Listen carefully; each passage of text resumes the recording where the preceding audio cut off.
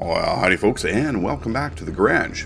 There's a new and kind of funky Tier 8 heavy tank coming to Blitz, the IS-2Sh. I could turn up very little historical information on this tank. As far as I could tell, it was never actually produced, but some of the design goals were frontal armor impenetrable by Panther, Tiger, or Ferdinand guns at any range, side armor impenetrable at over 500 meters, and a top speed of 35 kilometers per hour. The projected weight was approximately 55 tons, so it was considered that an 800 to 1000 horsepower engine would make that achievable. Layout allowed for a long-barreled gun that could support a shell velocity of 1000 meters per second and not get in the way while maneuvering the vehicle. This information I managed to find on a blog called Tank Archives, and there is a link to the article in the video description. Tank Archives looks like a great site if you're interested in historical tank info. Be sure to check that one out. Here in Blitz, IS-2Sh doesn't quite live up to these lofty goals, but it will prove to be a tough and capable tank.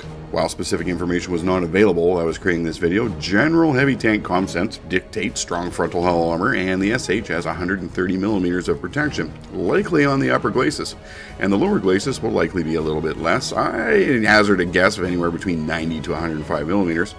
Glacis angling looks pretty good. The upper somewhat more severe than the lower. Using this screenshot as a very rough tool to estimate the upper glacis angle, I would estimate 55 degrees, maybe a wee bit more, but either way, that's pretty good.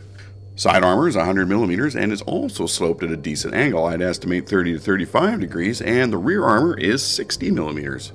The turret provides 240 meters of view range, and the armor is also strongest up front at 170 millimeters. This is likely the very front in the gun mantlet area, with the sides and rear armor coming in at 90 millimeters each. This tank looks big and heavy. How will it maneuver? You might be surprised to learn that it's only 53 tons and has a 700 horsepower engine, giving it an approximate power to weight ratio of 13 horsepower per ton. Hill climbing is not this tank's strong suit, but that's still reasonable for a heavy tank. As well, a top speed of 42 kilometers per hour is nice for a heavy to get you around the battlefield where you're needed, and you will attain this under good conditions. Hull traverse of approximately 26 degrees is alright for a heavy tank, and a turret traverse of almost 21 degrees is also not out of line. Moving on to the boomstick, we find the 122mm D-25TA with 7 degrees of gun depression, a rate of fire of 4.47 rounds per minute, aim time of 5.9 seconds, which is a little long in the tooth, but kind of classic for these Russian 122s.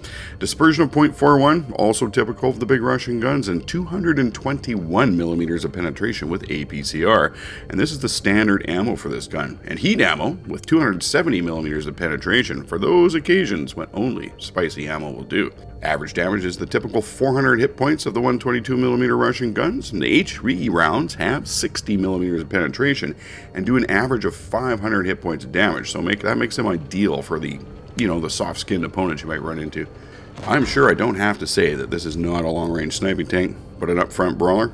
With the turret mounted on the rear of the tank, this gives it a real advantage in side scraping. You can keep the toughest part of your turret and the gun pointed at the enemy with very little hull movement, allowing you to keep your weaker lower glacis covered up. The sloped 90mm side armor will likely bounce shells all day at side scraping angles, and as well, the tracks should also absorb many enemy shots. I think this will end up being a very good brawling tank. Also, all of the specs I have mentioned here are for 100% trained crew, no equipment, and no provisions, so it can only get a little bit better. How can you get your hands on this tank? Well, as has been the theme lately, there will be an event called the Field Test event this time, starting May 8th, ending May 22nd, with several stages to complete. If you just want to drop gold on it and not bother grinding at all, be prepared to unload 15,000 gold. That's over $60 in my Canadian store. For complete event details, check that portal article. Might as well try and grind for this one. I think it will be worth the effort. Well, folks, there you have it.